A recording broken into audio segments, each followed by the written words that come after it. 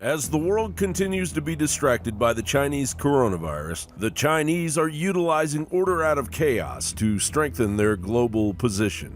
The true cost of this coronavirus, the loss of life and economic devastation, right now is immeasurable. But what can be counted is the money governments around the world have already spent trying to combat it. So far, it adds up to a staggering $6.5 trillion. In a class action launched in the United States, China is now being sued to get the money back. The lawsuit accuses Chinese authorities of negligence, lies, and cover-ups. Do you think that there should be some consequences if, in the end, China was responsible for all of this?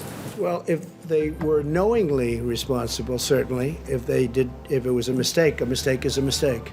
But if they were knowingly responsible, yeah, then there should be consequences. Recently, the New York Post reported China is denying U.S. claims that they are testing nuclear weapons outside of international law. Chinese Foreign Ministry spokesman Zhao Lijian said the U.S. neglects all the facts and makes wanton accusations against China. This is irresponsible and ill-intentioned. Zhao went on to call the claim a complete distortion of the facts. But according to an arms control report from the State Department obtained by the Wall Street Journal, the Chinese Communist Party may be conducting tests within the northwest region of the country using low explosive power. The Economic Times reported, indeed, China fired more than 100 ballistic missiles during testing and exercises in 2019, according to sources close to the U.S. military. Such a figure greatly exceeded what the USA and Russia launched, and it illustrates that China is not decelerating in any way its development of missiles for the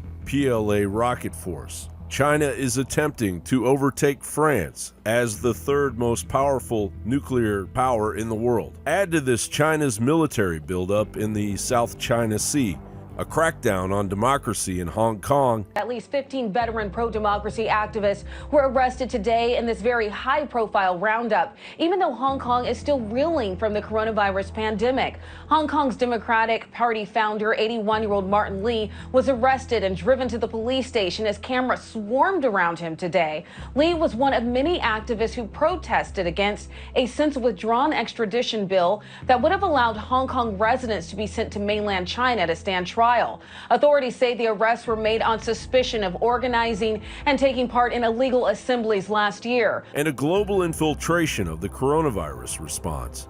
French President Emmanuel Macron had a message for US President Donald Trump.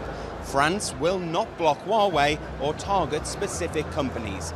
That's despite a concerted effort by American officials to persuade its allies to ban the Chinese tech giant from supplying 5G phone network systems. Recently, China offered to help both France and Canada with donations of masks, but held the installation of Huawei's 5G over Canadian Prime Minister Justin Trudeau and French President Macron's heads. The United Kingdom has already signed on to using the Chinese cancerous spy technology, but the UK has recently had second thoughts after China's lack of transparency on the coronavirus came to the fore. The world's reliance on China, cloaked in a one-world policy, has to end before the Chinese Century Endgame directives infiltrate any further. John Bound reporting.